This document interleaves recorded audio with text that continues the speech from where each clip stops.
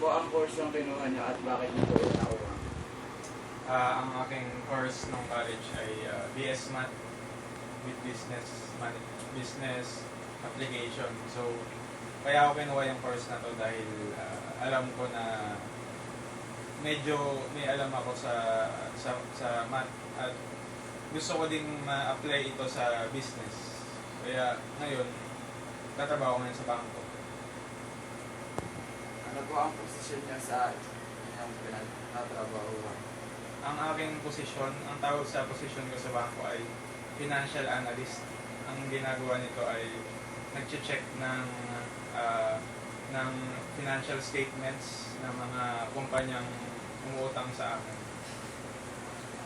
Paano po kayo nakapag-apply sa inyong trabaho at saan niyo po ito nahanap?